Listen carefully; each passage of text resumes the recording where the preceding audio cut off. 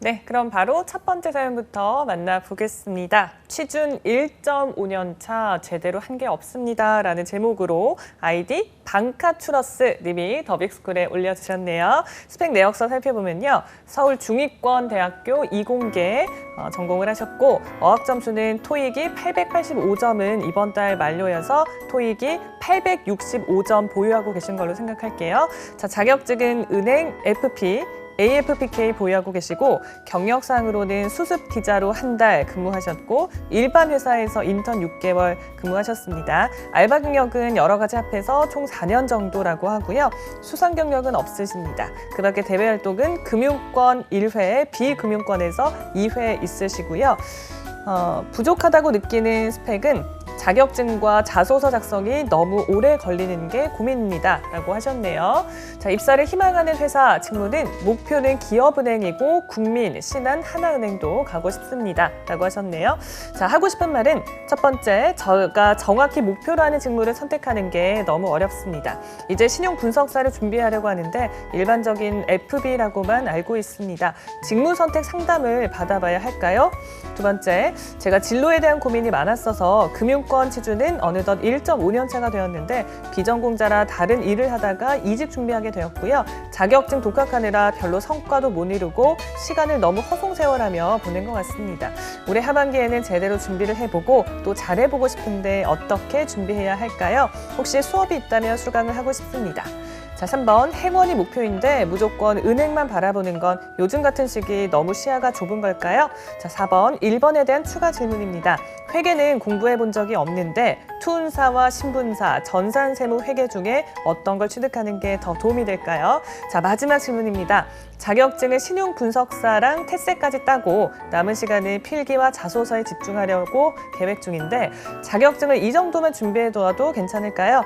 신한이랑 하나는 작년에 서탈한 거 보니까 자격증이 많이 필요한 것 같아 걱정입니다. 물론 자소서 문제였을 수도 있지만요. 라고 아주 꼼꼼하게 질문을 남겨주셨습니다. 자, 여러분 이렇게 질문해 주시니까 저희가 정말 어떤 걸 답변해야 될지 마음이 벌써 앞섭니다. 자, 우선은 전반적인 스펙 점검부터 해볼게요. 이건쌤부터요.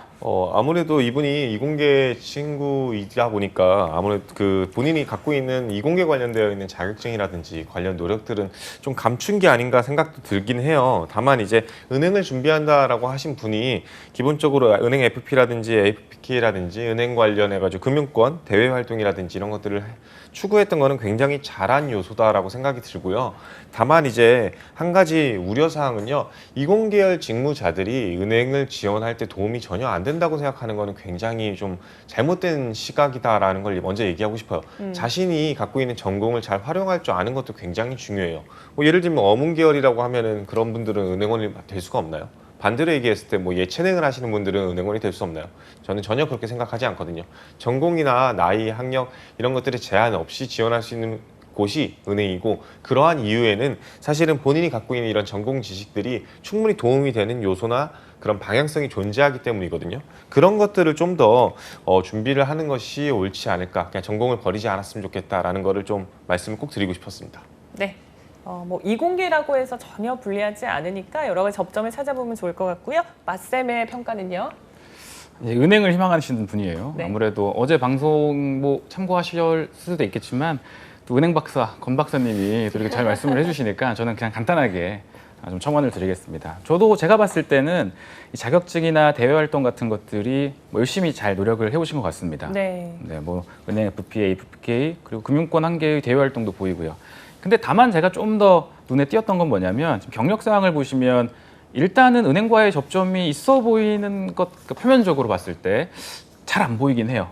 그리고 그 아래 단에다가 부족하다고 느끼는 스펙에 자기소개서 작성이 너무 오래 걸리는 것도 고민이고 밑에 하고 싶은 말 5번에 자소서 문제였을 수도 있다. 서탈을 많이 좀 했었다라는 내용이 나옵니다. 그러니까 네. 제가 앞서서 맨 처음에 저희 도입부의 질문이 직무 경험을 어떻게 활용해야 되는가 이 내용이 있었잖아요. 네. 다시 말하면 이 채용 프로세스 단계에서 특히나 자소서를 쓸 때 이 분이 가지고 계시는 뭐 알바 경험이 지금 4년에다가 일반 회사 6개월 기자 이런 경험이 은행원으로서의 역량과 어떻게 연결되어 있는지를 제대로 좀 풀어내지 못했다. 그러다 보니까 고민이 많아지고 자기소개서 작성 시간이 오래 걸리고 그런 내용들이 좀 유추가 되는데요. 그래서 이분 같은 경우에는 지금 스펙도 나쁘진 않다라고 저는 보거든요. 물론 이제 은행과 관련한 지금 IBK 청년 인턴이 떠 있잖아요. 그래서 그런 것들을 계속 도전하면서 지금 우리가 과거에 가지고 있었던 이런 다양한 경험들을 행원의 입장에서 어떻게 잘 활용할 수 있을까를 고민해 보면서 그런 스토리텔링을 자기소개서나 면접, 채용 프로세스에서 녹여내는 것이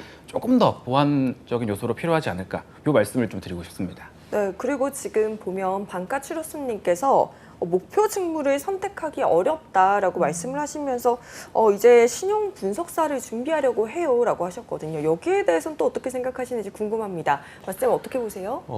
사실 이렇게 은행 안에는 직무가 굉장히 다양한 게 사실입니다. 뭐 예를 들면은 글로벌도 있고요. 뭐 아니면 리스크 관리도 있고, IB도 있고, 그리고 뭐 개인이나 기업 금융도 있고요.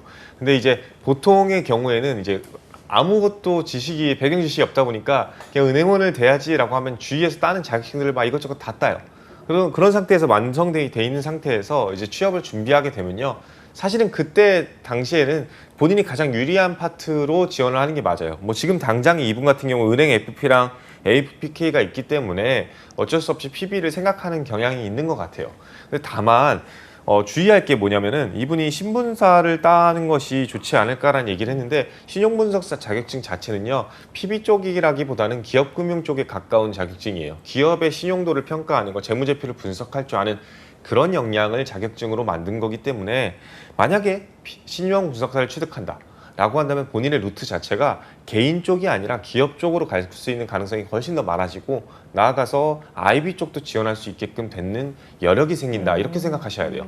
근데 저는 뭐 총괄적으로 봤을 때 목표는요 이분 같은 경우에는 기업 금융으로 하는 것이 훨씬 더 바람직하다는 생각이 들어요. 왜냐면은 PB도 나쁘지 않습니다. PB도 충분히 지원할 수 있겠지만 내가 이공계열 직렬의 전공 지식을 가지고 만약에 그 은행의 전공이랑 은행에서 업무에 활용한다라고 한다면은 은행에 관련되어 있는 그런 범주의 일들 중에 아무래도 기업 쪽이 내가 갖고 있는 만약에 화학과라고 한다면 화학 관련되어 있는 업체한테 기업 평가를 할 때 좀 더 합리적인 기업 평가가 이루어질 거고 반대로 뭐 제조업이라고 한다면 내가 기계 직렬이라고 한다면 기계 관련돼 가지고 좀 더 기업의 가치라든지 기업이 나아갈 방향이라든지 하는 것들도 또 객관적으로 평가할 수 있게 될 거고요. 그래서 저는 이 신용분석사를 취득을 하면서 동시에 기업금융을 준비를 하게 되면은 본인이 이야기할 수 있는 그런 요소들이 더 많아지지 않을까라는 생각을 해봤습니다.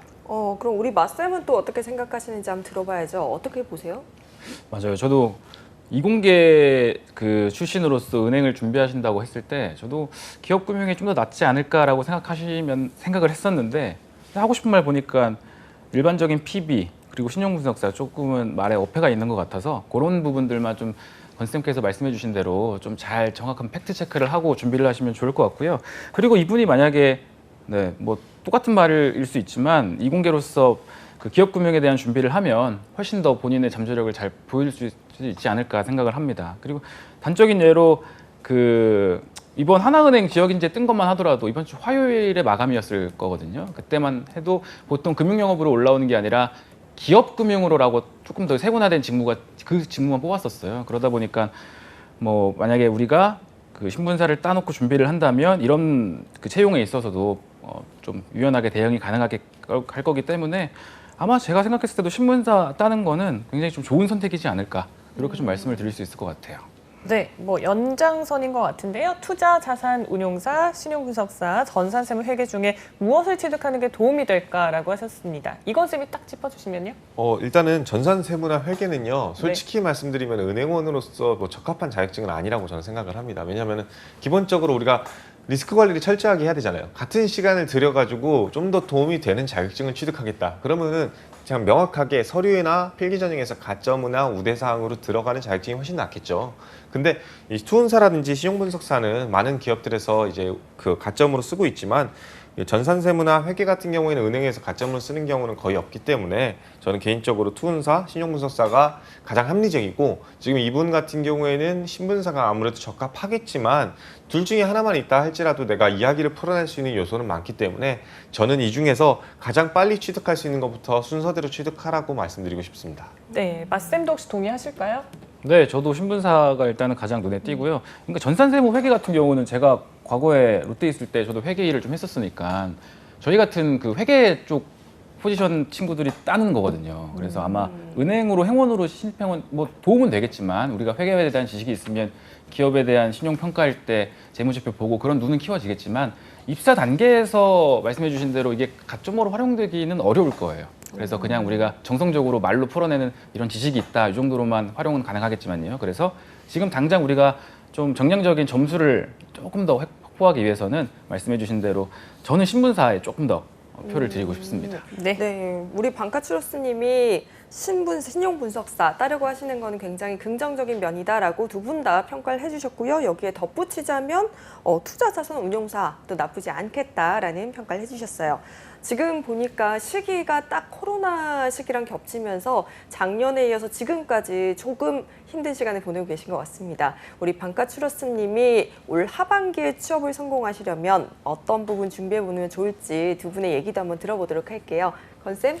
이분이 지금 작년에 지금 떨어진 이유가 신한이나 하나 같은 경우는 서탈한 거 보니까 자격증이 많이 보는 것 같아서 걱정입니다. 이런 얘기를 하셨거든요. 사실 근데 자격증이 없던 분들도 서류를 합격한 케이스들이 있어요. 근데 이 얘기는 즉 뭐 마쌤이 처음에 얘기했던 대로 내가 지금 내가 갖고 있는 경험들을 충분히 녹여내면서 은행에 대한 이해도를 잘 보여줬나? 내가 나아갈 방향성을 좀 더 잘 지적을 했나? 사실은 본인이 얘기하듯이 하고 싶은 말에 PB를 하기 위해서 신분사를 딴다 이런 측면을 봤을 때 아직까지도 다소 은행에 대한 이해도가 부족한 상태에서 자기소개서를 썼을 가능성이 굉장히 높다고 생각을 해요. 그냥 맹목적으로 그냥 은행원이 되겠다고 스텝 바이 스텝을 밟지 말고 우선 내가 무슨 직무 어떤 일을 할지부터 확정을 짓고 그와 관련된 경험들을 정리를 미리 해놨으면 좋겠어요. 그게 가장 1순위가 됐을 때 비로소 하반기 때 내가 서탈을 하지 않고 합리적인 자기소개서를 써서 그 다음 단계로 전 넘어갈 수 있다고 생각을 하거든요. 그리고 이제 다음 단계로 넘어가면은 자연스럽게 우리 필기시험을 봐야 되잖아요. 대부분의 당락은 필기시험에서 좌우됩니다. 근데 이거는 사실 여러분들이 자격증 공부하면 저는 해결이 되는 문제라고 생각을 해요. 어느 정도 신분사를 공부하면 회계라든지 재무 쪽은 어느 정도 공부를 하게 되고요. 자산운용사를 공부하면 퍼생이나 펀드 같은 것들도 자연스럽게 공부가 되고요. 이 두 가지가 접목됐을 때 여러분들이 NCS 플러스 경제 경영 파트로 필기시험을 본다라고 한다면 좋은 성적이 나오겠죠. 근데 그거 이외에 만약에 더 뭔가를 하고 싶다라고 한다면 기본적으로 저는 인턴 경험이라든지 이런 것들 지금 현재 채용 공고가 올라왔죠. IBK 기업은행. 다른 타사라고 해가지고 IBK 기업은행에서 인턴을 했다고 우리은행이나 신한은행 지원할 때 도움이 안 되냐. 그건 절대 아니거든요. 그러니까 적극적으로 이런 것들 지원하면서 본인의 경쟁력을 좀 쌓았으면 좋겠습니다. 네, 우리 마쌤이 생각하시는 또 다른 준비 방법이 있을지 궁금한데요.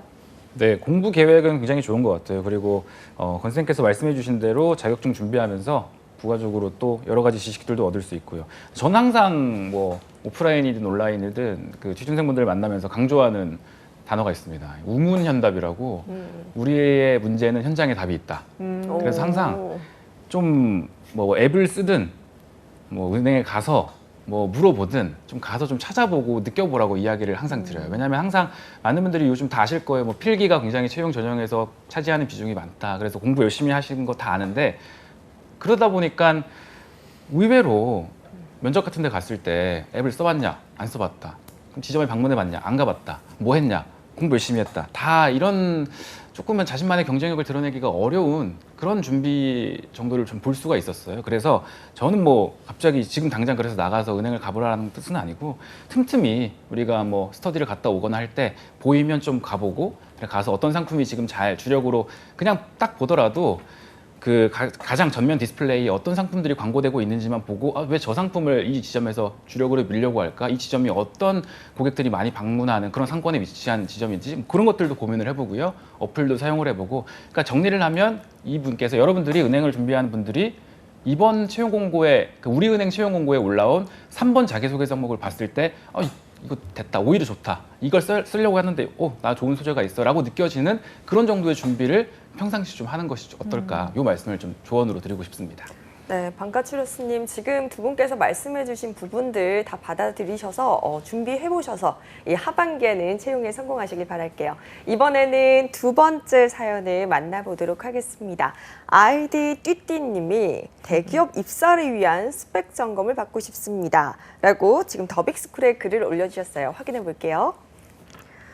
네, 지금 지방 사립대 4년제고요. 미디어와 심리학과 복수 전공을 했습니다. GPA 4.5 만점에 4.0을 받으셨고요. 스카이 대학원의 HRD로 4.5 만점을 받으셨네요.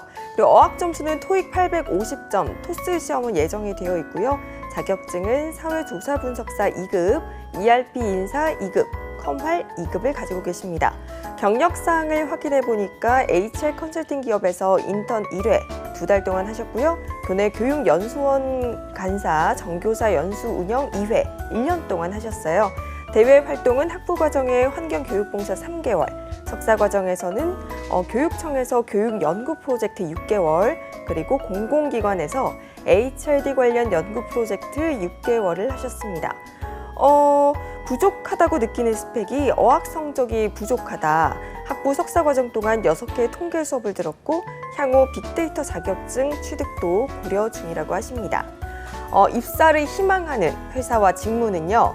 대기업 인재개발원 또는 인사팀이라고 하시네요. 하고 싶은 말 확인해 볼게요. 안녕하세요. 대기업 입사를 꿈꾸며 차곡차곡 경험을 쌓아가고 있는 남자 대학원생입니다. HR 컨설팅 인턴 경험을 통해서 HRD에 관심을 갖게 됐습니다. 학부 졸업 후에 바로 대학원 HRD 전공으로 진학을 했고요. 현재 27살, 졸업까지 한 학기를 남겨뒀습니다. 지방대 출신으로 성실하지 못했던 과거의 저를 반성하며 현재는 미래의 목표를 성취하기 위해서 성실하게 하루하루를 보내고 있습니다. 대학원 진학 후에 많은 직무 관련 경험을 쌓았는데 HRD 직무 자체가 기업 내에서 TO가 굉장히 적고 또 고스펙자를 우대하는 직무라고 알고 있습니다. 지방대 출신이란 점, 스펙이 부족하다는 점, 졸업이 얼마 남지 않았다는 점, 이렇게 많은 요인들이 제게 큰 부담과 스트레스로 다가오고 있는데요. 졸업이 얼마 남지 않은 이 시점에 객관적인 저의 스펙을 점검받고 싶습니다. 또한 앞으로 취업을 위해 어떤 활동들이 더 필요할지에 대해서도 의견 부탁드려요 하고 남겨오셨어요. 듀디님, 대기업 HRD 분야로의 취업을 희망하고 계십니다. 일단 스펙 점검부터 해봐야 될 것 같은데요. 건쌤 어떻게 보셨어요? 이분 지금 제가 제일 충격적으로 들었던 게 가장 과거에 네. 본인의 삶이 좀 성실하지 못했던 점을 반성한다라고 이야기를 했는데 미디어과인데 심리 전공을 복전을 했는데 학점이 4.5 만점이 4.0인데 뭘 반성한다는 건지 잘 모르겠어요. 이거 대단한 거 저희가 아닌가요? 부끄럽네요. 저희가 그러니까요. 부끄럽죠. 제 학점을 보면 또 자신감을 얻을까 이런 생각도 드는데요. 이분 그러니까 그만큼 자신한테 스스로 자신감을 좀 가졌으면 좋겠어요. 본인이 진짜 하고자 하는 방향성이나 일들이 무슨 일인지 알겠거든요. 물론 미디어 자체는 크게 연관성이 없어 보이는 것도 사실일 수도 있겠지만 그거는 내가 어떻게 이야기를 풀어내냐에 따라 다르기 때문에 미디어에서 심리복전하고 그것이 HRD까지 연결되어 있는 그 과정, 그리고 그 안에서 본인이 HRD 관련해가지고 HR 컨설팅 기업에서 일해봤던 경험이라든지 아니면은 석사 과정에서 공공기관 HRD 관련 연구 프로젝트를 했다든지 아니면 관련해서 이제 자격증 같은 거 사회조사 분석사 물론 직관적인 자격증은 아니지만 그런 것들까지도 취득하려고 노력했던 그런 모든 것들이 저는 개인적으로 HRD를 준비하시는 인사 쪽을 준비하시는 분들 중에 가장 합리적인 스펙이지 않을까 싶어요. 대부분의 경우에는 아무것도 없는 상태로 그냥 HR을 지원하는 경우가 많습니다. 인사 쪽을 지원하는 경우가 많은데 본인도 알다시피 대부분의 대기업은 인사 직무를 따로 뽑기보다는 현장에 있었던 사람들 중에 우리 회사에 대한 이해도가 높으신 분들을 우선적으로 인사부로 보내서 좀 채용 이외에 다른 것들 관리라든지 하는 측면은 다루는 경우가 많지만 이렇게 HRD 휴먼 리소스 디벨롭먼트 쪽은 여러분들한테 열려 있는 것이 사실이기 때문에 지금 현재 있는 이것들 바탕으로 좀 자신감을 먼저 획득하는 것이 중요하지 않을까 싶습니다. 네, 일단 지금 GPA도 굉장히 좋으시고 각종 자격증의 이런 활동들까지 잘 맞춰서 준비하고 계신데 자신감이 조금 부족하신 것 같아요. 우리 마쌤께서는 스펙 어떻게 보셨어요? 네, 저 이분은 일단은 면접으로는 한번 불러보고 싶은 오. 그 정도의 이력을 갖고 계신 것 같습니다. 그래서 서류에서 큰 실수만 안 하면 분명 스카이 대학원의 4.5 만점에 4.5 점수로 HRD를 지금 공부를 하고 계신 걸 보면 되게 좀 궁금하고 이제 이분이 아셔야 되는 것은 면접장에 가면 보통 다 이런 분들이 옆에 앉아 있는 거죠. 내 옆에는 뭐 어떤 기업체의 인사팀 출신의 올드루키가 있을 수도 있고 아니면 옆에 노무사가 앉아 있을 수도 있고 그제 나는 좀 학구적인 방면에서 대학원 그리고 이 지식적인 측면이 굉장히 좀 뛰어난 그런 것들로 이제 밀어붙여야 되는데 그런 내용들을 우리가 알고 있으면서 만약에 지원자나 다른 지원자들이 자신의 어떤 과거 이력이나 이런 것들을 바탕으로 경력을 어필할 때 난 어떤 식으로 나를 어필할 수 있을지에 대한 고민들도 좀 해보시면 좋을 것 같고요. 그게 네. 뭐 어떻게 보면 좀 자신감이랑 연결이 될 수도 있겠네요. 그래서 그 정도만 알고 있으면 될 것 같습니다. 뭐 스펙상으로는 저는 뭐 거의 좀 과장을 한다면 합격자들의 평균 스펙이 요 정도다라고도 말씀드릴 수 있을 것 같아요. 네. 정말 두 분 다 좋게 평가를 해주셨는데 또 다르게 생각하면 너무 경쟁자들이 다 고스펙인데다가 이쪽 분야가 워낙 TO가 적다 보니까 그만큼 더 합격하기가 좀 치열하지 않나라는 그런 생각이 듭니다. 그럼 이분을 위해서 좀 어떤 전략이 필요할까요? 이분 같은 경우는 이제 말 그대로 이제 그 인사부 자체를 지원한다라고 한다면은 TO가 적은 것은 사실이지만 그렇게 많이 채용을 안 하는 것도 또 아니거든요. 근데 그 채용을 하는 그 주기나 범주 자체가 지금 공채 자체에서 인사팀을 따로 뽑는 경우는 거의 드물어졌어요. 뭐 지금 현대차라든지 카카오뱅크라든지 하는 모든 곳들이 이제는 수시 채용으로 전환한 상태거든요. 그렇기 때문에 이분한테 가장 좋은 이제 전략은 일단은 졸업하기 전까지 빨리 정리를 다 끝내놓고 수시 채용에 내가 인재풀로 등록을 해놓고 언제든지 뜨는 거에 자동으로 좀 채용 공고에 지원될 수 있도록 하는 것이 제일 좋지 않을까 싶어요. 대부분이 기업들 같은 경우에는 이 대기업들은 지원하지 않더라도 수시 채용에 만약에 뜬다라고 한다면 인재풀에 등록되어 있는 분들은 자동으로 응시가 되거든요. 현대차도 그렇고 기아차도 그렇고 아무래도 대기업의 인재개발원을 필요로 하고 그쪽으로 가고 싶어 하시는 분이니까 이런 것들을 좀 우선적으로 보셔야 될 거고요. 지금 현재도 제가 알기로는 현대차랑 기아차 같은 경우에는 해외 HRD 같은 경우에 수시 채용을 진행 중에 있는 상태예요. 그래서 이런 것들을 좀 놓치지 않았으면 좋겠다. 그리고 마지막으로 이분 같은 경우 이제 아무리 고스펙이라고 할지라도 그러니까 인사라고 뜨는 것들만 지원하는 게 맞지 않나라는 생각으로 좀 오인할 수가 있어요. 근데 제가 많은 기업들을 봤지만 뭐 대표적인 예로 제가 은행 출신이다 보니까 은행을 얘기하면 은행은 인사부를 따로 뽑지 않거든요. 그냥 은행원으로 뽑아서 그 중에서 인사팀으로 보낼 사람들을 추후에 선발하는 과정으로 있고 대부분의 기업들은 그런 식으로 진행을 하면서 그 안에서 또 인재개발원도 보내기도 하니까 이 부분도 같이 고려를 해서 다른 기업들 중에서도 내가 지원했을 때 추후에 인사부나 아니면 인재개발원으로 갈 수 있는 것들도 고려를 했으면 좋겠다라고 말씀드리겠습니다. 네, 우리 마쌤은 어떻게 보고 계신가요?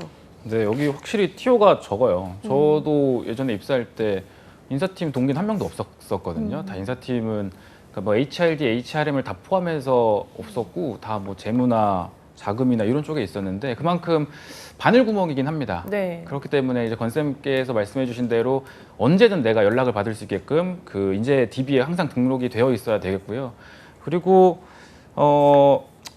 연락을 받는다 할지라도 본인만 받는 건 아닐 거예요. 이제 네. 기회는 주어졌지만 말씀드렸다시피 나랑 같이 연락을 받게 될 사람은 일반 뭐 중견 기업체의 인사팀 담당자라든지 실무를 보고 있는 아니면 아까 말씀드린 노무사 그런 분들과 함께 면접장에 들어갈 거예요. 그래서 그 한 명의 연락받은 TO 그 자리가 내 자리가 될 수 있게끔 계속 인식을 하고 계셔야 된다는 거고 그리고 저는 뭐 경영 지원으로 퉁쳐서 공고가 올라올 때도 우리가 놓치지 말고 좀 지원을 하셔야 된다고 봅니다. 경영 지원으로 올라왔을 때 이제 뭐 솔직히 말해서 어느 포지션으로 갈지는 뭐 총무로 갈지 어디로 갈지는 정확히 알 수 없으나 일단은 우리가 경영 지원으로 올라오면 저는 개인적으로 HRD에 좀 더 포커스를 두고 그러니까 직무 지원 동기라든지 이런 거를 작성을 해서 어떻게든 조금이나마 없는 기회라도 만들어보는 그런 전략을 좀 가져가 보는 게 어떨까 조언을 드릴 수 있을 것 같아요. 네, 아무래도 띠띠님이 지금 대학원 졸업까지 한 학기 정도 남기고 계시니까 이렇게 취업 생활이 좀 길어질까 굉장히 좀 우려하시는 것 같아요. 그래서 우리가 취업 전까지 어떻게 하면 좋을지 또 조언도 한마디씩 한번 들어보도록 할게요.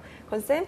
지금 이분 같은 경우는 전공 자체가 HRD니까 사실 지식적인 측면은 충분히 쌓여있을 거라 생각을 하고 아직까지 졸업을 안 했다는 얘기인 즉 다른 경험이나 경력을 지금 당장 쌓는 건 굉장히 어렵다고 생각을 해요. 그래서 지금 현재 상태에서 가장 합리적인 선택은요. 일단은 졸업 논문을 뭘 쓸지부터 잘 합리적으로 정하자라는 거거든요.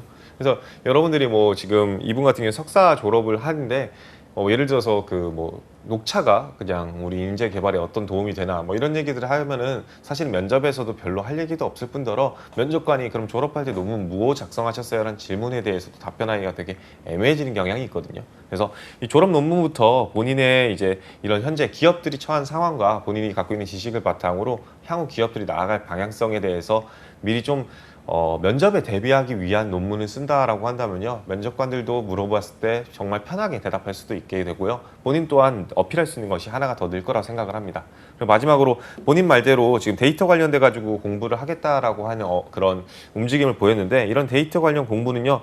진짜 추천하는 바거든요. 대부분의 인사팀들도 아마 파이썬이나 이제 하둡 이런 것들 다룰 줄 아는 경향이 있고 SQL 나아가서 뭐 R까지도 다루는 분들도 굉장히 많거든요. 그래서 이런 부분들을 공부를 해놓으시면은 나중에 인재 개발이라든지 인사팀에서 일할 때도 충분히 도움이 많이 되는 그런 요소가 될 거라 저는 생각합니다. 네, 진짜 지금 열심히 논문 쓰고 계시겠네요. 그러니까요. 바쁘실 텐데 잘 마무리하시고 그리고 데이터 관련 공부도 하시면 도움이 되겠습니다. 마지막으로 맞쌤의 조언은요? 뭐 열심히 논문을 쓰고 계실 거잖아요. 그러니까 이분이 지금 대기업을 희망하시는 상황이잖아요. 실제 대기업에서 HRD 직무자들이 가장 크게 고민하고 있는 논문 주제가 될 수 있는 내용을 하나 좀 팁을 드리면 뭐 롯데 같은 경우도 뭐 대리급 정도 지금은 바뀌었을지 모르겠지만 1년에 9학점 정도 인강을 들어야 됩니다. 여러 가지 주제를 내가 선별을 해서 그러니까 인사팀 HRD에서 유명하고 양질의 강의들을 수배를 해오면 그것들을 인트라넷에 올리고 우리 임직원들은 들어가서 1년에 자기가 뭐 적절한 때를 골라서 이렇게 들으면 돼요. 시험도 네. 봐야 되고요. 근데 사실 현장에서 업무를 하다 보면 현장 업무 치여서 이걸 좀 등한시하게 되고요.